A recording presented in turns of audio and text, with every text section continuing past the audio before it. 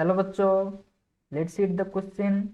One Indian and four American men and their wives are to be seated randomly around a circular table.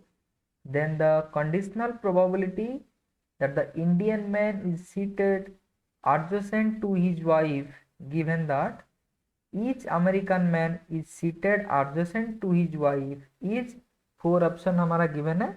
इनमें से हमें correct option find out करना है। तो चलिए इसका सॉल्यूशन करते हैं। फर्स्ट ऑफ ऑल यहाँ पे दोनों इवेंट हमारा गिवन है।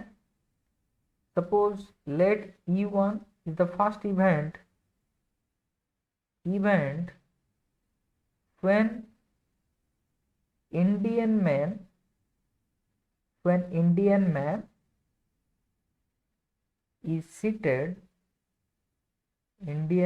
is seated adjacent to his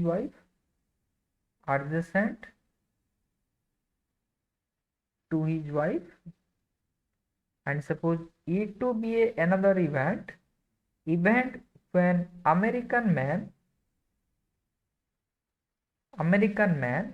is seated adjacent to his wife। हमें क्या फाइंड आउट करना है? इन दोनों का कंडीशनल प्रोबेबिलिटी फाइंड आउट करना है। कंडीशनल प्रोबेबिलिटी हमें फाइंड आउट करना है। दैट मीन्स हमारा टोटल कपल कितना है? टोटल कपल 5 कपल है। इनमें से 4 are American and 1 are Indians. तो हमें क्या फाइंड आउट करना है? Probability of conditional of E1 E2, that means probability of E1 by E2, ये कंडीशनल प्रोबेबिलिटी होता है। And which is equal to probability of E1 intersection E2 divide by probability of E2। अब simply हम probability of E1 intersection E2 find out करते हैं, probability of E2 find out करते हैं, and in दोनों को जब डिवाइड करेंगे तो हमारा रिक्वायर्ड सॉल्यूशन आ जाएगा। तो first probability of E1 intersection E2 क्या होगा? सपोज मान लेते हैं ये हमारा एक सर्कुलर टेबल है, ये एक सर्कुलर टेबल है, एंड ये सर्कुलर टेबल में 5 कपल बैठे हैं। दैट मीन्स हर मैन, ये इनका वाइफ के पास बैठे हैं, ये एक कपल हो गया, ये मैन, ये इनका वाइफ। इसी तरह 5 कपल बैठे हैं। दैट मीन्स टोटल लोग कितने हो गए? 10। जब 10 लोग एक सर्कुलर टेबल में बैठेंगे तो टोटल आउटकम्स क्या आएगा? Total n factorial, n-1 factorial, that means 9 factorial.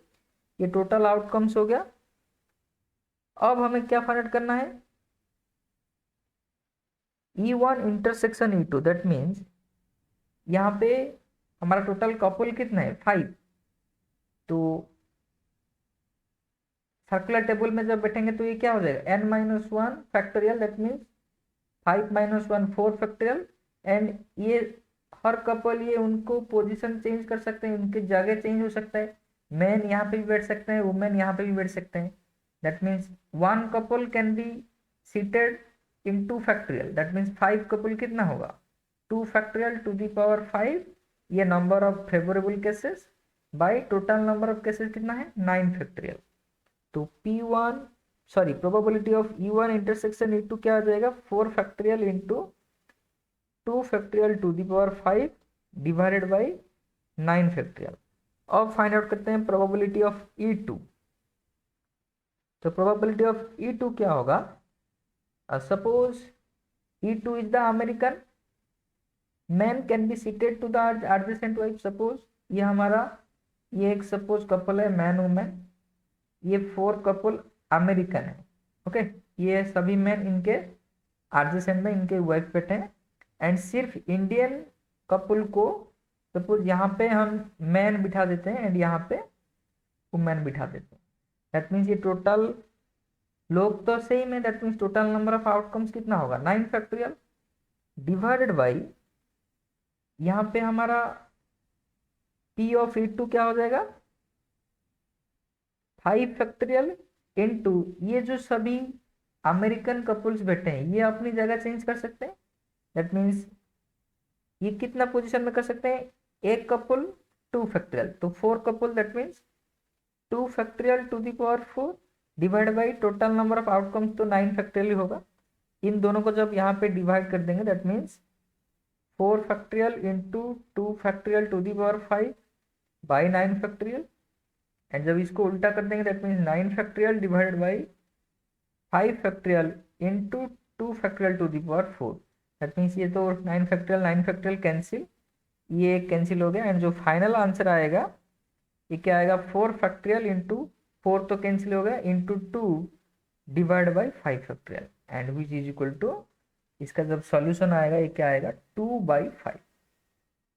तो द कंडीशनल प्रोबेबिलिटी ऑफ दोनों इवेंट E1 E2 क्या आ गया हमारा 2/5। तो जो हमारा फाइनल आंसर होगा this is option C which is 2/5 is the final answer. I hope all of you understand. Thank you, all the best.